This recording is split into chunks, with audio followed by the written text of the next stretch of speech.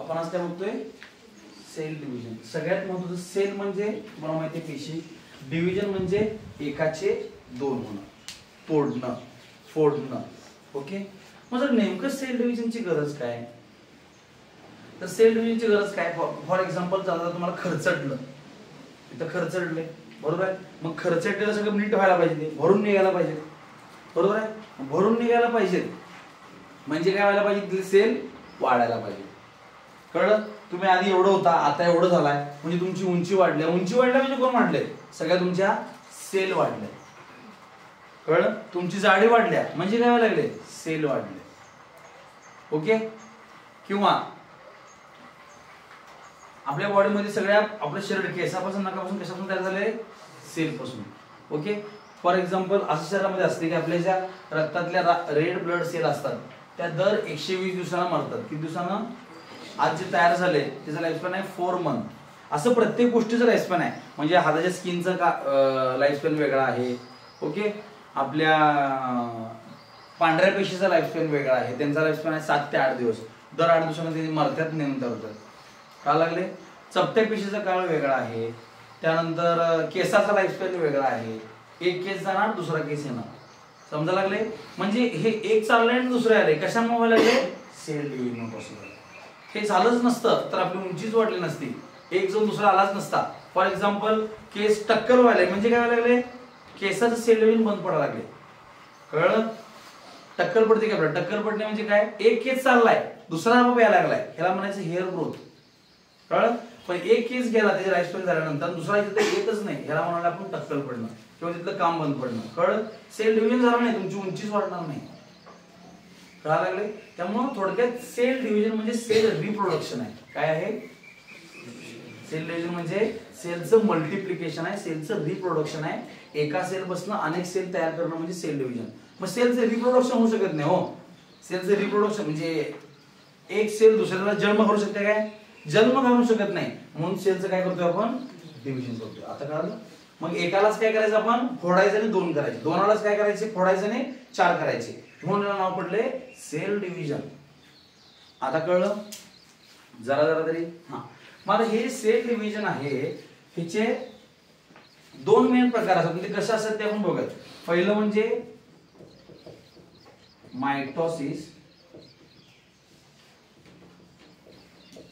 Meiosis. हे 2 main आपण बघणार आहे त्यामध्ये, पण ह्याच्या आधी वेगवेगळे टाईप बघणार आपण. सेल डिव्हिजन आता होणार आहे म्हणजे फॉर एक्झाम्पल एखादी सेल आहे, फॉर एक्झाम्पल केस धरत, ह्या एका केसाचे आपण 2 केस तयार करणार म्हणजे सेलचं डिव्हिजन करणार आहे. मग ह्याचे पहिले 2 पार्ट पडतात. एक म्हणजे इंटरफेज आणि दुसरं म्हणजे एम फेज. ओके, आणि हे एम फेजचे हे 2 पार्ट आहेत. आता कळालं, मायटोसिस आणि मिओसिस कशाचे पार्ट आहेत, M phase. M for meiosis, M for mitosis. Mitosis आणि मिओसिस हे 2 आहेत. हिचे खाली लिहितो.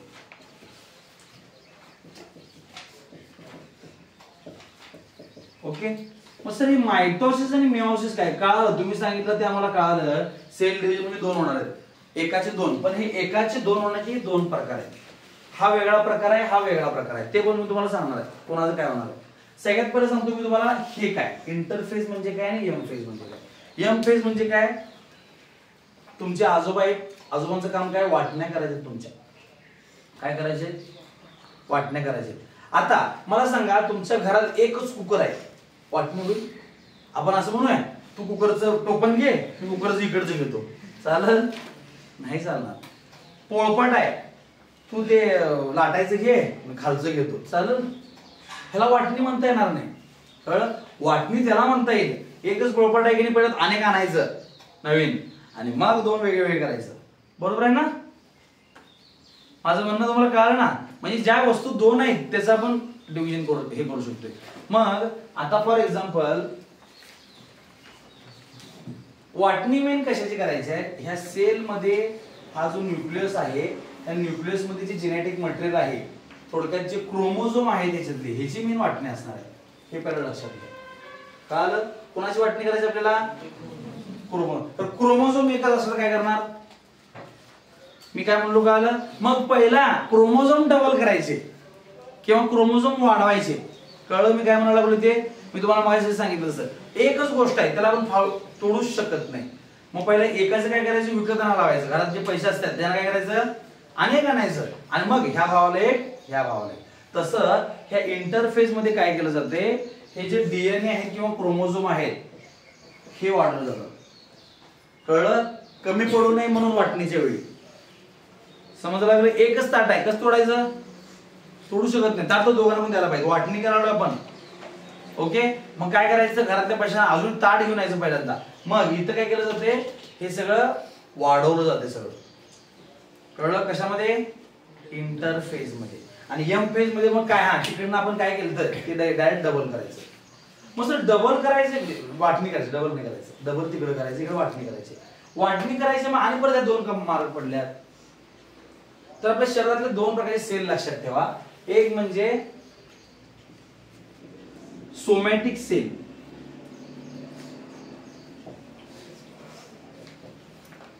सोमॅटिक सेल सांगितलं ना बघितलं मायटोसिस मध्ये, आणि मेयोसिस मध्ये जर्म सेल सांगितलं असेल.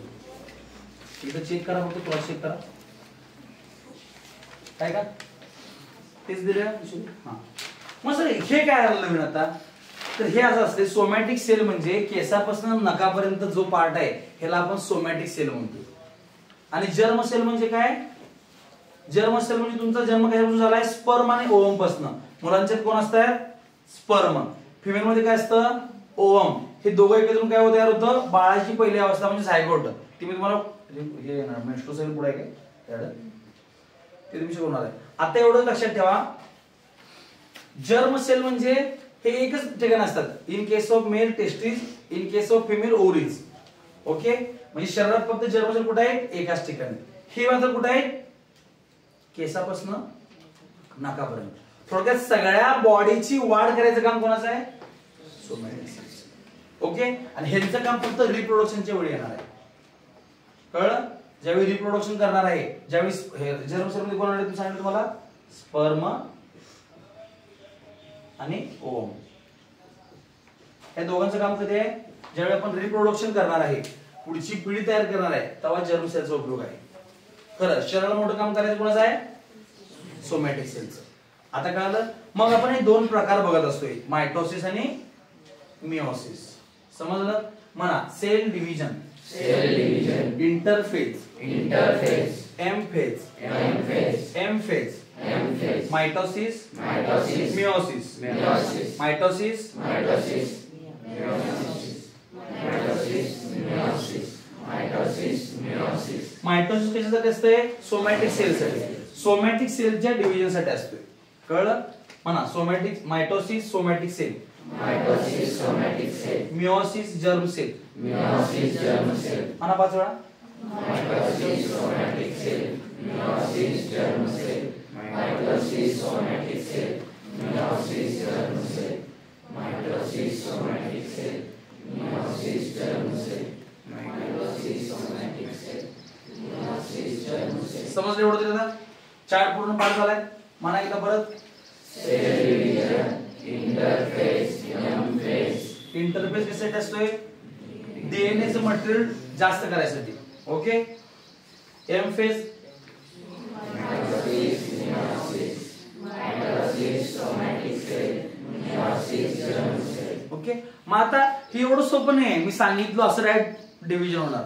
हे जे परत स्टेज आहेत, मायटोसिसच्या स्टेज कुठल्या कुठल्या आहेत त्याला पाठवलं आहे. नाही, चुकलं. Prophase, metaphase, anaphase. कळलं? जेवताना व्यवस्थित जेवायचं. पहिला असं करतोय का, आमटी करून टाकतोय मग नुसती भाजी खातोय, असं नाही करत. पहिला चपाती आणि भाजी. तसं इथं पण येताना सिक्वेन्स चुकला की सगळंच होतं. Sequence is very important. पहिला काय याच्यामध्ये बघा, तिकडे बघा, pro phase. Okay, Meta phase, अना फेज आणि टेलोफेज. कळलं? त्या 4 स्टेज आपण बघणार आहे. हे आपण इन डिटेल बघणार आहे. ह्याच्यात नेमकं काय होतं त्यासाठी पहिला हे पाठ पाहिजे. काय काय म्हणा? प्रोफेज, मेटाफेज, एनाफेज, टेलोफेज म्हणा.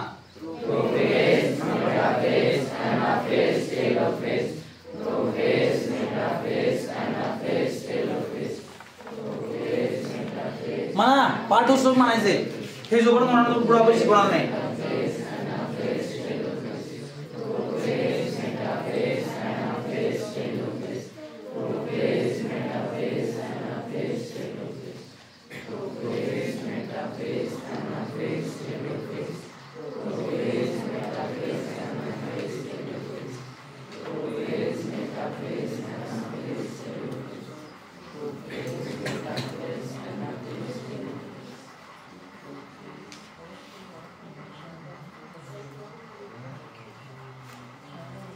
व्हिडिओ पॉज कर.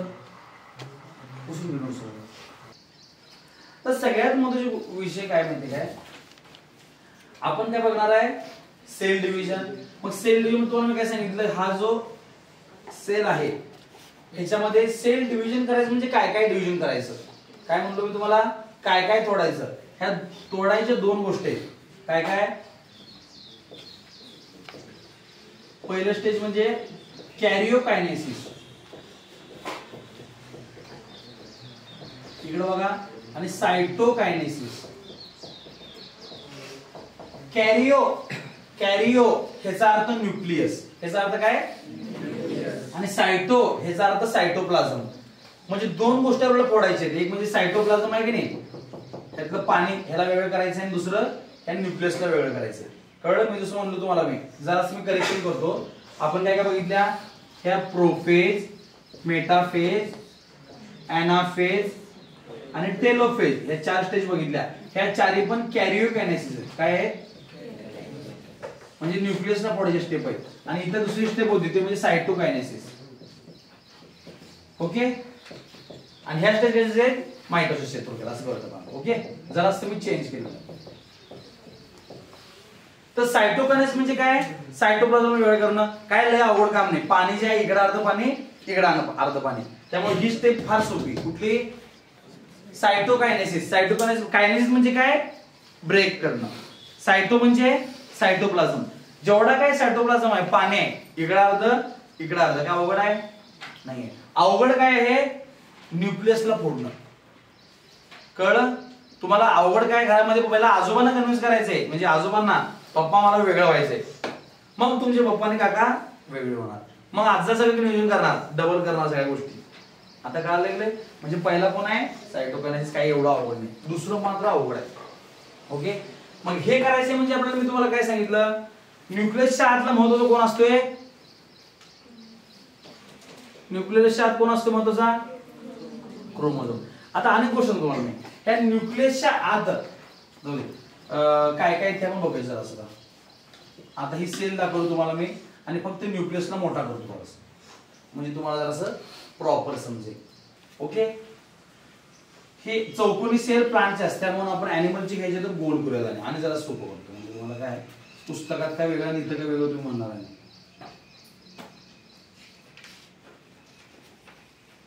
ही सेल आहे, सेलच्या आत न्यूक्लियस. ही सेल आहे, न्यूक्लियस असं मी मोठा दाखवलाय. ओके. तर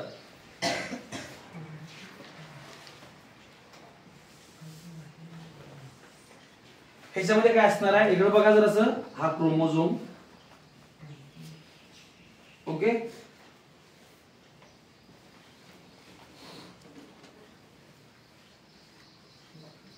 तर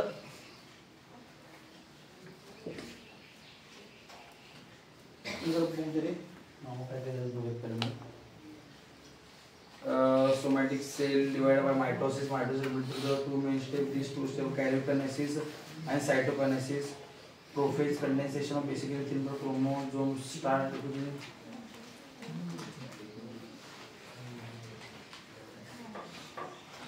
ह्याच्यामध्ये सेंट्रिओल नावाचा एक पार्ट असतो. त्याला काय म्हणायचं? सेंट्रिओल. मी तुम्हाला हे परत येणार माझे सांगायला लागलो. सेंट्रिओल हा न्यूक्लियसचा मेम्ब्रेन आहे. याला म्हणायचं न्यूक्लियर मेम्ब्रेन. काय होते नंतर बघत, पहिला हे जी पार्ट बघत काय काय, म्हणजे तुम्हाला नंतर सांगता येईल ते सगळं. ह्या न्यूक्लियस मध्ये, न्यूक्लियसवर कंट्रोल कोणाचं असतंय? न्यूक्लियसचं. आणि न्यूक्लियसवर कंट्रोल असतंय न्यूक्लिओलसचं. कोणाचं? न्यूक्लिओलस. म्हणजे काय? Nucleus of nucleus. म्हणजे फॉर एक्झाम्पल हे तुम्ही आहे, तुमच्यावर कंट्रोल कोणाचा आहे? तुमच्यावर कंट्रोल कोणाचा आहे? मम्मीचा आहे, सॉरी पप्पांचं म्हणत आपण, पप्पांचा आहे. म्हणजे न्यूक्लियस म्हणजे कोण झालं? पप्पा. आणि पप्पावर कंट्रोल कोणाचा आहे? मम्मीचा. हा, पण न्यूक्लिओलस कोण झालं? मम्मी. आता काय आलं? न्यूक्लियस म्हणजे कोण? पप्पा. न्यूक्लिओलस म्हणजे कोण? कळलं? हा कोण आहे? न्यूक्लिओलस. तुमच्यात काही वेगळं काय?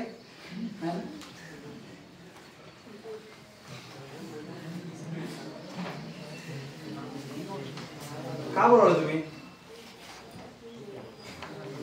त्याला क्रोमॅटिड म्हणायचं. क्रोमोझोमचा पार्ट तुम्हाला नंतर समजणार नाही, पहिला सांगून गेलो रे. असं काय करणार तुम्ही?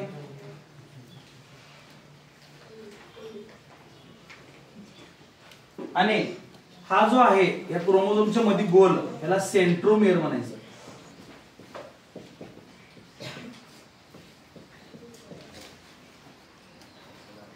हे शब्द पाठ असल्याशिवाय आपण बाकीचं काय म्हणू शकत नाही, म्हणून तुम्हाला याच्याकडनं पण पाठ करून घेणार आहे. कळलं? जसं की काय काय बघणार आहे आपण बघा. हे काय आहे? सेल. हे कोण आहे? न्यूक्लियस. न्यूक्लियस मध्ये असतोय कोण? न्यूक्लिओलस. कळलं? म्हणजे सेलवर कंट्रोल न्यूक्लियसचं, न्यूक्लियसवर कंट्रोल न्यूक्लिओलसचं. कळलं? न्यूक्लियस म्हणजे कोण आहे? न्यूक्लिओलस म्हणजे न्यूक्लियस ऑफ न्यूक्लियस. कळलं का नाही? अजून माने जरा जरा. म्हणजे तुम्हाला 3 गोष्टी पाठ झाल्या. मग हे जे मेम्ब्रेन आहे याला म्हणलं न्यूक्लियसचं मेम्ब्रेन, म्हणलं आपण न्यूक्लिअर मेम्ब्रेन. यातला सगळ्यात पहिला न्यूक्लिअर मेम्ब्रेन लक्षात ठेवा. लक्षात राहिलं न्यूक्लिअर मेम्ब्रेन. त्यानंतर आता आपण न्यूक्लिओलस पाठ केलं, राईट. लहान आहे की तो गोल असतोय, ह्याला आपण काय म्हणलंय? सेंट्रोमियर. काय म्हणलंय? Sorry, centriole म्हणलंय. काय म्हणलंय? आणि या क्रोमोझोमचा गोल आहे त्याला काय म्हणलंय? सेंट्रोमियर. मग ह्याचा अर्थ सेंटरला असणारा. मियर म्हणजे काहीतरी पार्ट आहे. कळलं? म्हणजे क्रोमोझोमच्या मध्ये असणारा कोण आहे? सेंट्रोमियर. आणि सेंट्रिओल कुठं आहे? कुठं तर बाहेर आहे. कळलं? म्हणा nuclear membrane, nucleolus, centromere, centriole. 5 वेळा म्हणा. 4. 1 2 3 4.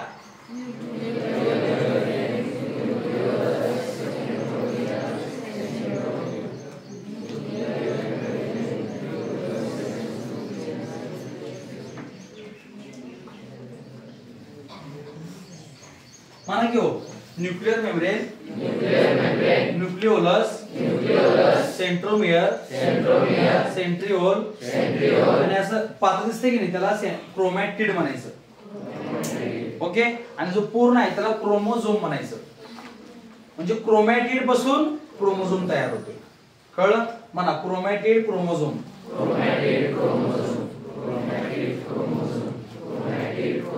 क्रोमॅटिड आणि सेंट्रोमियर. हे क्रोमॅटिड आहे, हे सेंट्रोमियर आहे. कळलं? क्रोमॅटिड आणि सेंट्रोमियर एकत्र येऊन क्रोमोझोम तयार झालाय. कळलं?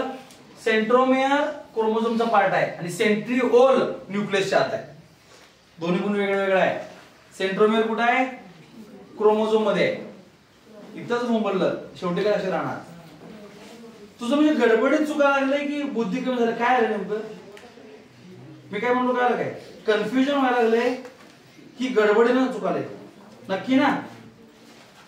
कारण काल पण मी बघितलं काय तर होतं ते दुसरंच काय तर म्हणतेस. अपेक्षित नाही मला तुझ्याकडे. शब्द सगळे म्हणून घ्या एकदा. पहिला काय? Nuclear membrane, nucleus, centromere, centriole, chromatid, chromosome. हे काय सगळे न्यूक्लियसचे आतले घटक आहेत. कळलं ना? कुणामधले? न्यूक्लियस कुठं आहे? सेलच्या. न्यूक्लियस फोडणार आहे म्हणजे मला हे सगळं फोडायचं. आता फोडा आणि राज्य करा. मामा कळलं ना? हा, मामा आहे, त्याचं नाव मामा आहे. आणि त्याचं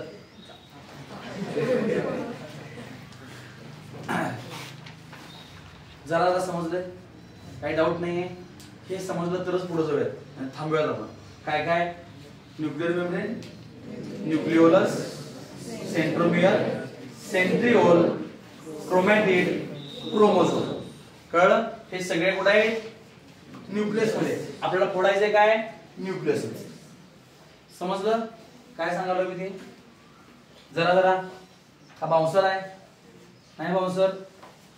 गंडवणार आहे माने. माने म्हणली गंडवतच. कुठे गेली माने दुसऱ्यांची? हा आवाजच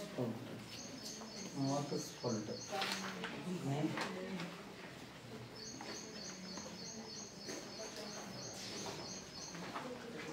आता क्रोमोझोम जर आपण बघितला बघा, हा क्रोमोझोम आहे. हे पहिला बारके आहेत दोघ जण बघा. हे जरा मोठे असे. जे बारके आहेत त्याला म्हणायचं पी आर्म. आर्म म्हणजे हात, बारका हात, आणि मोठा म्हणजे क्यू आर्म. समजलं काय अवघड आहे? पी बारका, क्यू मोठा, आणि मध्ये कोण आहे? सेंट्रोमियर. लक्षात राहील? म्हणा P arm, centromere, Q arm. हे काय? क्रोमोझोम. कळलं? क्रोमोझोम म्हणजे काय? आपल्या वडिलांकडे नाही कडनारला क्रोमोझोम असतोय. आपण म्हणत नाही काय तुझ्यात नाही प्रॉब्लेम. कशात आहे? कंपनी फॉल्ट आहे. कंपनी म्हणजे कुठं? कळलं ना? हा, व्हेरी गुड. एवढं समजलंय? आता पुढे जाऊयात. प्रोफेज मेटाफेज घेऊयात.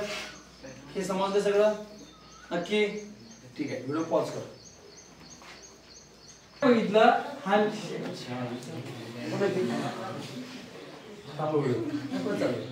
शिवील बरोबर. ही जी सेल आहे या सेलच्या आत काय आहे?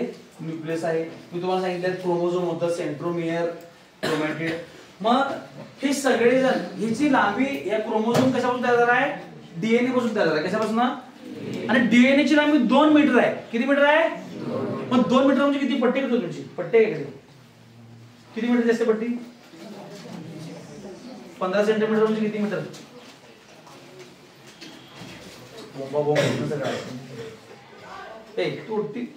मला मेजरमेंट वाढेल तुटकी दे. एक तर बारकी द्या किंवा मोठी द्या. किती सेंटीमीटरचे आहे? म्हणजे अजून 5 एवढी जवळपास. ओके, एवढा याचा डीएनए आहे. केवढा? मग हा डीएनए काय करतोय आपण? एवढा मोठा डीएनए आहे म्हणून हा डीएनए असा असं करतोय बघा. कळलं काय? हा डीएनए म्हणजे जागा कमी लागायला पाहिजे. ओके, म्हणजे क्रोमोझोम बसवलं. किती मीटर आहे? 2 मीटर. हे लक्ष दे पाटील, लक्ष दे. हा, मग हे 2 मीटरच आहे कारण आपलं शरीर पूर्ण लाखो सेल पासून तयार झालं. किती? मग सेलच बारकी आहे. एवढी सेल आहे. त्यात कसं बसवायचं? मग हे काय होते? हे पण परत विरघळते. विरघळते म्हणजे काय होते? ही जी सेल आहे ह्या सेलच्या न्यूक्लियस मध्ये असं हे बघा असं विरघळलेलं असतं. सगळं वाकडं तिकडे कसं पण असते असे. कोण? क्रोमोझोम. काय म्हणलो मी तुम्हाला? क्रोमोझोम हा असं कंडेन्सेशन, डिकंडेन्सेशन म्हणतो आपण. डिकंडेन्सेशन म्हणजे हा कंडेन्स झाला, नीट झालेला आहे व्यवस्थित. त्याला काय म्हणायचं? कंडेन्सेशन. कसलं? म्हणजे व्यवस्थित झालाय. आणि हा कसा आहे? डिकंडेन्सेशन म्हणजे कंडेन्स नसलेला म्हणायचं डिकंडेन्सेशन. हा असा आहे आपल्या सेल मध्ये. कळलं? आणि ज्यावेळी आपल्याला सेल डिव्हिजन म्हणजे कसं घरात आपण कसं पडलेला असतो, कोणतं आलं की जर बरोबर आहे ना, तसं तो असा असतोय. सेल डिव्हिजन ज्यावेळी होणार आहे त्याच वेळी हा न्यूक्लियस असा असतो. आता कळालं मी काय म्हणत होते? कायम कसं असतोय आपण 3/4 2/4 ह्याच्याकडे येत नाही. ओके, शर्ट नाईट कसं नसतोय आपण. पण आपल्या घरात पाहुणे आले कसं होतं? पण मग बाहेर जायचं आपल्याला, जाऊ असंच निघाला जाणार आपण नाही जाणार. तसं बाहेर जायचं म्हणले की असं आहे. नॉर्मल कसं आहे? सुस्त आहे तुमच्यासारखं. तुम्ही काय म्हणत असताय? तो कसं असताय मामा?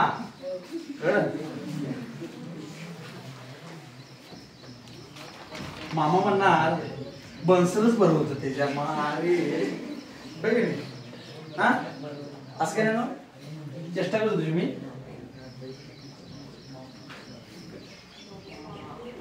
गवसा चालू केला माझ्या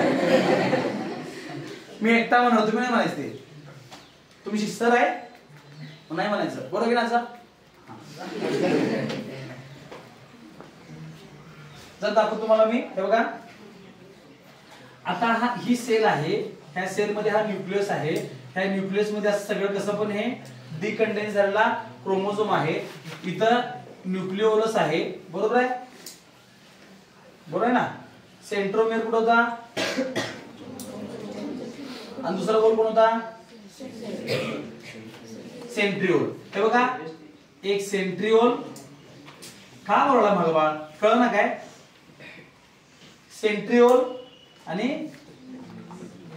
न्यूक्लिओलस आहे फक्त नॉर्मल मध्ये आता आपण हे सेलला सांगणार तुझं आपण सेल डिव्हिजन करणार आहे म्हणजे पहिली फेज येणार कुठली येणार प्रोफेज राणा असं करायला लागलाय रात्रीचं कमी झालं नाही काय स्टेज येणार होतं मी दाखवते बघा हे बघा जरासं बघा ही सेलच्या असलेला हा न्यूक्लियस बरोबर आहे मग हा जो क्रोमोझोम असा विचित्र झालेला आहे हा काय होणार असा कंडेन्स होणार समजलं म्हणजे या पहिल्या फेज मध्ये ह्या एना फेज मध्ये काय व्हायला लागले कंडेन्सेशन व्हायला लागले कंडेन्सेशन कशाचं क्रोमोझोमचं ओके पहिलं तर कळालं पहिलं वाक्य कंडेन्सेशन ऑफ क्रोमोझोम त्यानंतर ही काय होते सॉरी प्रोफेज आहे तर काय आता आपण सेल डिव्हिजन करणार आहे आता आपल्याला जागा कमी पडलेली आहे काय व्हायला लागले न्यूक्लियस बारकाईने हे मग आपल्याला काय करायचंय न्यूक्लियस मोठा करायचा न्यूक्लियसला आपण मोठं करू शकत नाही मग काय करायचं न्यूक्लियर मेम्ब्रेनला घालून टाकायचं म्हणजे काय हा जो न्यूक्लियस आहे हा जरा जरा जायला चालू होणार म्हणजे काय होणार न्यूक्लियर मेम्ब्रेन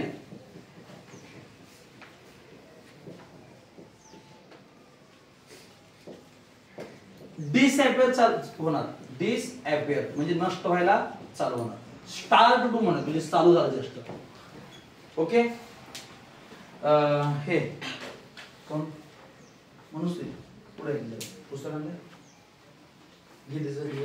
मला फक्त सोबत मी सांगताना तो वाक्य सांगा म्हणजे ते चुकणार नाही कुठले काय मिस होणार नाही प्रोफेज वाचा या पुढं इकडे अलीकडे म्हणजे व्हिडिओ तुला दिसते तू या बॅचला होतीस म्हणून prophase condensation of basically thin thread like chromosome started काय सांगितलं मी तुम्हाला कंडेन्सेशन व्हायला चालू होते पूर्णपणे असं नाही दिसत नाही पण असं दिसायला चालू होतोय पुढं due to this they become short and thick and they start to appear along with their pair and sister दिसताना ही दोघं एकत्र असतात एकटाच कधी कोण राहत नाही हो कायम त्याच्या बरोबर ती पाहिजे कोण क्रोमोझोम म्हणजे दोघांची जोडी असते पुढं centrioles duplicate and each centroid moves to opposite poles of the cells centriole duplicate हे एक वाक्य महत्वाचं आहे तीन गोष्टी झाल्या मग अशी तर सेंट्रिओल होता बघा सेंट्रिओल आहे हे डुप्लिकेट झालं डुप्लिकेट म्हणजे डबल झालं हे बघा इथे एक सेंट्रिओल आणि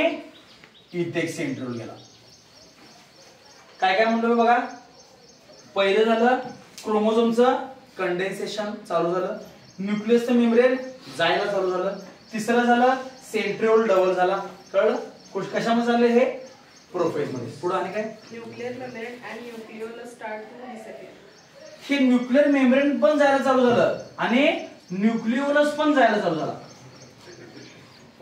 मग आपण सांगितलं चार गोष्टी होत्या न्यूक्लियर मेम्ब्रेन बोललो तुम्हाला मी न्यूक्लियस सांगितलेलं sorry nuclear membrane nucleolus chromosome आणि सेंट्रिओल हे चार घटक बघितले आपण आपल्या लक्षात येत ना हे चारचं काय काय होते सांगायला लागलो मी तुम्हाला प्रोफेज मध्ये काय झालं पहिल्यांदा बघा जे कसं पण वाकडे तिकडे होतं ते नीट झालं त्याला काय म्हणलं आपण म्हणा कंडेन्सेशन ऑफ क्रोमोझोम पाच वेळा म्हणा झालं त्यानंतर दुसरं काय झालं बघा कंडेन्सेशन झालं त्यात दुसरा घटक कोण होता आपण बाहेर ना आत येऊया बाहेर कोण होता मेम्ब्रेन मग आपल्याला जागा कमी पडाल ती, आता हे घर आहे समजा, आपल्याला कमी जागा कमी पडायला किंवा आपण मध्ये पार्टिशन आहे समजा, पार्टिशन आहे, पोरं वाढले तर आपण काय करणार, पार्टिशन तोडून टाकणार. तसं हा न्यूक्लियसचा मेम्ब्रेन आहे, आज जागा कमी पडायला न्यूक्लियसचा मेम्ब्रेन काय होणार, जायला चालू होणार. कळलं. त्यानंतर आतमध्ये कोण होता, न्यूक्लियस. ह्यावर सगळ्यावर कंट्रोल ठेवायला कोण होता, न्यूक्लियस आहे. ते मध्ये मध्ये सांगते असं करू नको, तसं करू नको, हे करू नको, ते करू नको. आपण काय करतो, हे जा बाहेर बस, तुझं मी ऐकणार नाही. कोणाचं, न्यूक्लियस. मग तात्पुरतं आपण काय करतो, फॉर एक्झाम्पल असं असते की आपलं घरात किती वाढदिवस करायचा आहे, आपल्याला घरात आजा नको आहेत, आपण काय करणार, जरा जाऊन फिरून नाही की बाहेर पाय मोकळे करू नये, आई सांगते तुमची, सांग नाही फिरून नका असं सांगतात. होय म्हणा, हा होय बरोबर. मी तुम्हाला कन्सेप्ट सांगाल हो, ऍक्च्युअली ती गोष्ट लक्षात ठेवायची नाही, माझं म्हणणं लक्षात ठेवायचं. पहिल्यांदा क्रोमोझोमचं कंडेन्सेशन झालं, न्यूक्लियसचा मेम्ब्रेन नष्ट व्हायला चालू झाला, कारण आपल्याला जागा जास्त पाहिजे. आजा मध्ये मध्ये लुडबुड करायला लागलाय. आजा म्हणजे कोण, तर आजा नको, आपण न्यूक्लियस कोणाला म्हणलो होतो, मम्मीला म्हणलो होतो, न्यूक्लियस पप्पाला म्हणलो होतो. मग मम्मी काहीतरी घरात हे करायला नाही, तुम्हाला पप्पाना काहीतरी करायचं आज मस्तपैकी काहीतरी वेगळा प्लॅन करायचा तुम्हाला, कळलं, नॉनव्हेज खायचंय किंवा काहीतरी करायचं, तर काय करणार आपण, मम्मीला हळद गावाला जाऊन की जरा म्हणा, मम्मी गेली गावाला. म्हणजे इथं न्यूक्लियस कुठं आहे बघा, अर्धा दाखवतो, हा न्यूक्लियस होता, हा अर्धाच दाखवतो मी, अर्धा घालतो, कळलं. आणि हा जो सेंट्रिओल होता तो डुप्लिकेट होणार. 4 गोष्टी होणार. काय काय सांगितलं तुम्हाला, कंडेन्सेशन ऑफ क्रोमोझोम म्हणा, न्यूक्लियर मेम्ब्रेन स्टार्ट टू किंवा न्यूक्लियर मेम्ब्रेन डिसअपियर, डिसअपियर म्हणता येणार नाही, स्टार्ट टू डिसअपियर म्हणा, म्हणजे जायला चालू होतोय. एनाफेज मध्ये काय होतंय, पूर्ण जातोय. त्यामुळे असं म्हणा, nuclear membrane start to disappear म्हणा, nuclear membrane start to disappear. तसंच nucleolus start to disappear, nucleolus start to disappear. म्हणजे न्यूक्लियर मेम्ब्रेन जायला चालू झाला, अर्धा गेलाय ना, पूर्ण गेलाय काय नाही. तसं न्यूक्लिओलस पण काय केलाय, अर्धा गेलाय, अर्धा राहिलाय, कळलं. आणि चौथं काय, जो सेंट्रिओल होता, मग अशा सेंट्रिओल नाव सांगितलं, त्या सेंट्रिओलचं काय होणार, डबल होणार. न्यूक्लियर मेम्ब्रेन जाणार त्याच्याऐवजी, सॉरी न्यूक्लिओलस जाणार त्याच्याऐवजी सेंट्रोमेर येणार, सॉरी सेंट्रिओल येणार. सेंट्रोमेरचा तुमचा काही संबंध नाही, कळलं. हे 4 गोष्टी ओळीनं म्हणा, त्याच्या मागे म्हणा. पहिलं काय, इन प्रोफेज, ए बाळ ह्यात कशाला बघायचं होता, condensation of chromosome, condensation of chromosome, हिला मी सांगतो तुम्ही तिच्या म्हणा, condensation of chromosome, condensation of chromosome, condensation of chromosome. Nuclear membrane start to disappear, nuclear membrane start to disappear, nuclear membrane start to disappear. Nucleolus start to disappear, nucleolus start to disappear, nucleolus start to disappear. Centriole double किंवा duplicate, centriole duplicate, तू सांग ते म्हणते. Condensation chromosome, condensation chromosome, condensation of म्हणा की मध्ये लिहिलं नाही का मी, condensation of chromosome, condensation of chromosome. Nuclear membrane starts to disappear, nuclear membrane start to disappear. Nucleolus starts to disappear, nucleolus start to disappear. Centriole duplicate, centriole duplicate. Condensation of chromosome, condensation of chromosome. Nuclear membrane starts to disappear, nuclear membrane start to disappear. Nucleolus starts to disappear, nucleolus start to disappear. Centriole duplicate, centriole duplicate. Condensation of chromosome, condensation of chromosome. Nuclear membrane starts to disappear, nuclear membrane start to disappear. Nucleolus starts to disappear, nucleolus start to disappear. Centriole duplicate. Centriole duplicate. पुस्तक पडा तुमचं, घ्या भाऊ, थोडं सांगा भाऊ काय काय सांगितलं ते. प्रो नंतर कोण होतं, मेटा. प्रो फेज, फेज म्हणजे काय हो, अवस्था, पहिली अवस्था, दुसरी अवस्था, तिसरी, असं केलेलं आहे. ओके, प्रोफेज म्हणजे पहिली. मग हे ओळीनं पाठ केलं तर आपलं सगळं सिक्वेन्स चुकणार, त्यामुळे असंच म्हणायचं, prophase, metaphase, anaphase, telophase. Okay, हा म्हण. Metaphase, nuclear membrane completely disappears. बघा, आता जो हा न्यूक्लियर मेम्ब्रेन होता, हा पूर्णपणे इथं निघून जातोय, कळलं. न्यूक्लिओलस जो होता जायचा तो पण पूर्णपणे निघून जातोय. मी तुम्हाला इथली ओळीनं वाक्य सांगतो, हा वाटलं सांगतो. हा Chromosomes complete their condensation and become clearly visible along with their sister chromatids.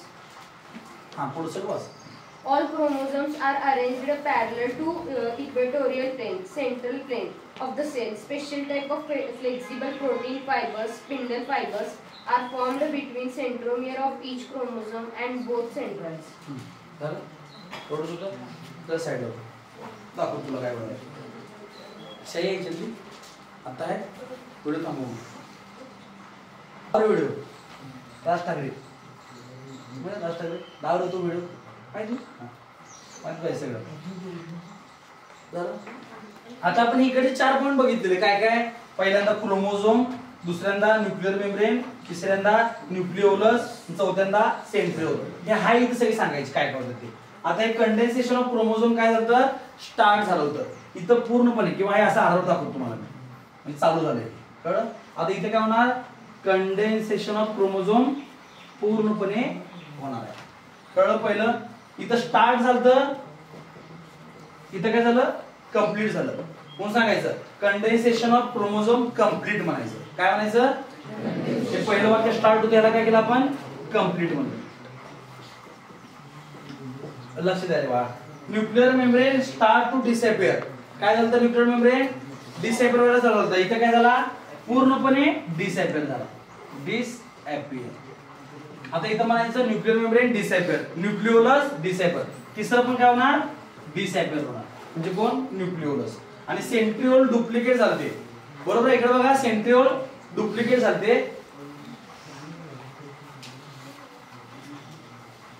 दोनच दाखवतो तुम्हाला. हे बघा सेंट्रिओल जे डुप्लिकेट झालते ते काय केले दुसरीकडे बसले. आता हे पूर्ण इथं मेम्ब्रेन गेलाय आणि म्हणून हे काय केलं इकडे गेलं बघा हे इकडे वर गेलं. ओके आला इथं वर हा खाली जाणार इथं आला कोण सेंट्रिओल. आणि ह्याच्यापासून एक वेगळ्या प्रकारचे दोरे तयार होणार. काय होणार दोऱ्या. आणि ह्या दोऱ्या काय करणार आता रस्सी घे चालू करायचं. काय करायचे तर बघा हे इथनं ह्या दोऱ्या सगळ्या चालू करायच्या. ओके ह्याला ओढायला आपण चालू केलं. काय झालं दोऱ्या सगळ्या चालू झाल्या आणि मध्ये आपण त्याला ठेवलं इकडने ओढणार होता असं दोऱ्या बांधून ठेवलं. काय केलं दोऱ्या बांधून ठेवल्या. मग ह्या दोऱ्याला काय म्हणायचं आपण स्पिंडल फायबर. काय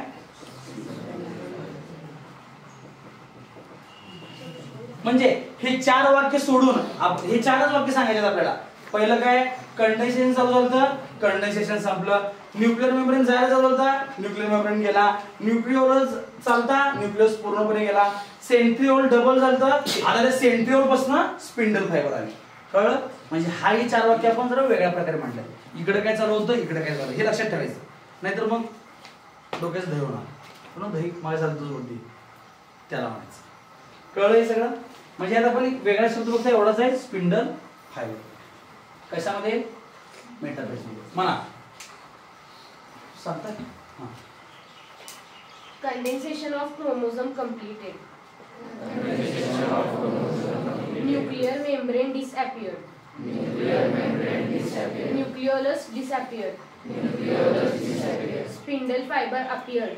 स्पिंडल फायबर फॉर्म फ्रॉम असं म्हणायचं. कुठून कुठपर्यंत स्पिंडल फायबर कुठून आलं हे काय आहे हे काय सेंट्रिओल बरोबर आहे. आणि हे काय आहे सेंट्रोमियर. कळलं म्हणजे कुठून कुठे झालं ते spindle fibre form from centriole to म्हणून 5 वेळा Spindle fiber formed from centromere to centriole. परत सांगतो तुम्हाला मी condensation completely condensation of chromosome completed है ना. Nuclear membrane disappear. Nucleolus disappear. Spindle fiber formed from centriole to centromere. Spindle fiber formed from centriole to centromere. My sentence.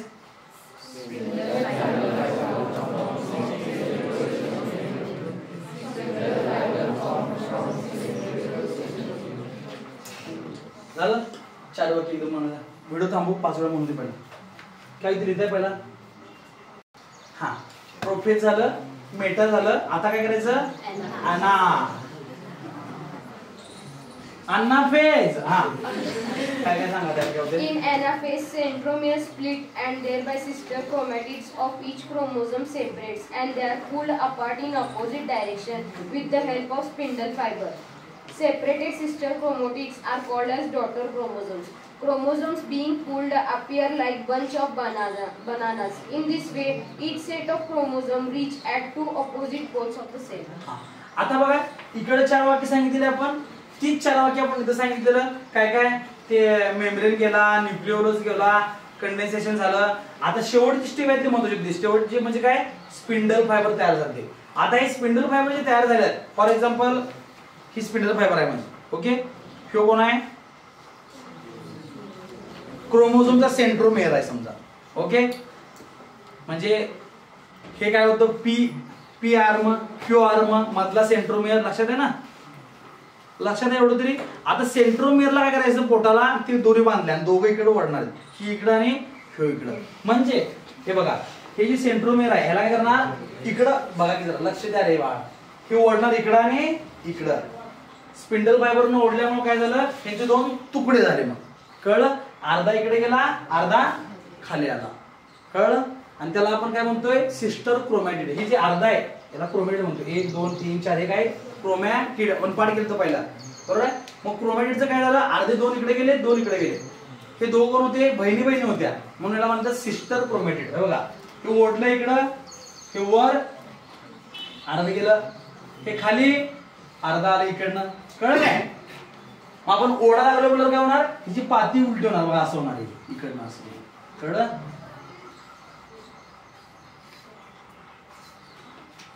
कळलं? हे इकडे झालं, हे इकडे झालं. हे पण सेम असंच होणार.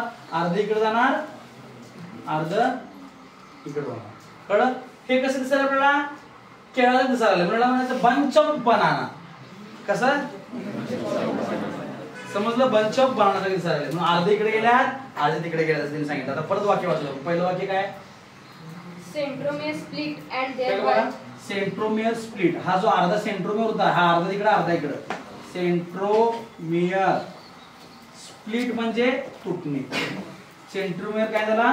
तुटला पहिलं. ओके पहिलं वाक्य पाठ करायचं. पुढं and thereby sister chromatids of each chromosome separate and they are pulled apart in opposite direction with the help of spindle fiber. ठीक आहे, लक्षात ठेवायची गरज नाही. सिस्टर क्रोमॅटिड म्हणजे हे क्रोमॅटिड आहेत ना, दोघी बहिणी अर्धे इकडे गेले अर्धे इकडे गेले. सिस्टर क्रोमॅटिड काय म्हणलं? पुल्ड म्हणजे ओढले. कुठं? विरुद्ध दिशेला ओढले. Opposite direction. हा पुढं separated sister chromatids are called as daughter chromosomes. हे सेपरेट झालेले सिस्टर क्रोमॅटिड जे होते त्याला आपण काय म्हणलं? Sister chromatid. क्रोमॅटिड पासून काय झालं? आपला पूर्ण क्रोमोझोम होतोय म्हणून हा काय म्हणतो आपण? त्याचं पिल्लू म्हणजे काय? डॉटर. डॉटर क्रोमोझोम असं म्हणतो. ओके ह्या तिसरं वाक्य लक्षात ठेवलं तरी पण चालतंय. 2 वाक्य फक्त महत्त्वाची. काय काय? सेंट्रोमियर जे मगाशी स्पिंडल फायबर झालं त्याने काय केलं? सेंट्रोमियरला ओढलं आणि तोडलं. मग ओढल्यामुळे काय झालं? बघा सेंट्रोमियर स्प्लिट तोडलं. त्यामुळे काय झालं? क्रोमॅटिड अर्धे इकडं सेंट्रोमियरलाच होतं ना क्रोमॅटिड, त्यामुळे त्याच्यासोबत ते तुटले गेले. म्हणा centromere split, sister chromatid pulled opposite direction. काय म्हणा?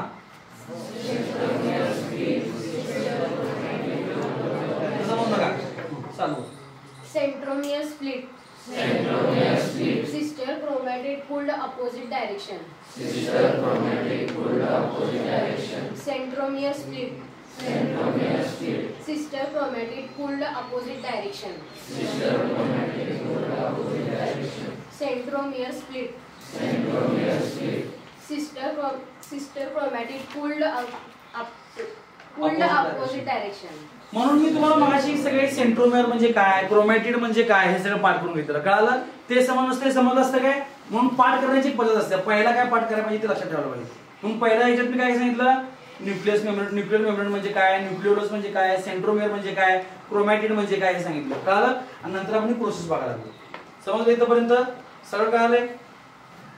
आता लास्ट काय काय, प्रोफेज, मेटाफेज, एनाफेज राहिली कुठली आता? टेलोफेज. किती वेळा आपण आता टेलो. This is the last phase. Okay, हा सांगा आता. इकडे बघा. हा, The chromosomes which have reached at opposite poles of the cell now starts to decondense, due to which they again becomes thread-like, thin and invisible. Nuclear membrane is formed around each set of chromosomes reached at poles. Thus, two daughter nuclei are formed in a cell. Nucleus also appears in each daughter nucleus. Spindle fibers completely disappear. आता इकडे बघा, ही जी चौथी stage आहे ती बरोबर पहिल्या स्टेजच्या उलटी द्यायची आहे. काय करायचे आहे? पहिल्या स्टेज मध्ये काय होतं? Condensation of chromosome. इथं काय होणार? डिकंडेन्सेशन. म्हणजे ते तयार झालेलं आहे की नाही, हे असं होणार. कसं? परत सगळं असं हेवायला चालू होणार, डिकंडेन्सेशन चालू होणार. दुसरं, nuclear membrane start to disappear. म्हणजे न्यूक्लियर मेम्ब्रेन जायला झाला होता, इथं काय होणार बघा, पूर्णपणे न्यूक्लियर मेम्ब्रेन येणार. कळलं? म्हणजे इथं एक आणि इथं एक होता, हे पूर्णपणे न्यूक्लियर मेम्ब्रेन याच्या आलेला आहे. समजलं मी काय म्हणालो ते? हा, पुढं आणि काय होणार? न्यूक्लियोलस पण घेता, इथं न्यूक्लियोलस परत येणार. समजलं? जे गेलतं ते परत झालं, कारण ते डबल झालेत ना. एकाचे दोन झाले की आता परत काय होणार? न्यूक्लियर मेम्ब्रेन येणार, न्यूक्लियोलस होणार, डिकंडेन्सेशन होणार आणि सेंट्रिओल जो डबल झालता, एकाचे आपण किती केलते, तो परत आता एकच येणार सेंट्रिओल. समजलं? आणि स्पिंडल फायबर आलते ते पण जाणार. एक वाक्य एवढं स्पिंडल फायबरचं. कळालं? काय काय सांगितलं बघा मी? पहिल्या स्टेजच्या उलट. कंडेन्सेशन झालं, इथं डिकंडेन्सेशन होणार. न्यूक्लियर मेम्ब्रेन गेलता, इथं न्यूक्लियर मेम्ब्रेन येणार. न्यूक्लियोलस गेलता, इथं न्यूक्लियोलस येणार. सेंट्रिओल डबल झालता, परत आता एकटा येणार. काय अवघड आहे? सोपं आहे? हा, म्हणा. Decondensation of chromosome. Decondension of chromosome. Nuclear membrane appear. इथं काय होतं? डिस. तिथं appear. न्यूक्लियोलस सेंट्रिओल appear नाही, सेंट्रिओल होतच की डबल जातं हो. आता एक होणार. कळलं? Centriole single. म्हणा Centriole single. म्हणा 5 वेळा सगळं ते सांगा. Decondensation of chromosome. Decondensation of chromosome. Nuclear membrane appeared. Nuclear membrane appeared. Nucleolus appeared. Nucleolus appeared. Centriole single. Centriole single. कळलं? आता नोट्स काढताना कशा करायचं आपल्याला? नोट्स काढताना बांगडी घ्यायची. बांगडी काय घ्यायचं? पूर्ण गोल काढाय. बारक कंजूसी करायची नाही. कंजूसी करायची नाही. मी तुम्हाला सांगायला लागलोय. एक आणि कोण कंजूसी करून 2-3 बघितलं माणसं ठळक दिसलं पाहिजे. कळलं मी काय म्हणालोय? तर बघा, इकडे बांगडी ठेवायची, गोल काढायचा आणि साईडला 4 वाक्य लिहायची. काय अवघड आहे? गोल काढला, साईडला 4 वाक्य लिहिलेली. परत गोल काढायचा, साईडला 4 वाक्य. परत गोल काढला, साईडला 2 वाक्य. इकडं कुठे गेलं? हा, 1, 2 किंवा 3 वाक्य. कळलं? आणि हे काढलं, परत आंबा परत 4 वाक्य. काय अवघड आहे? हे प्रोफेज, मेटाफेज, एनाफेज, टेलोफेज पूर्णपणे पाठ केल्याशिवाय उद्या क्लासला यायचं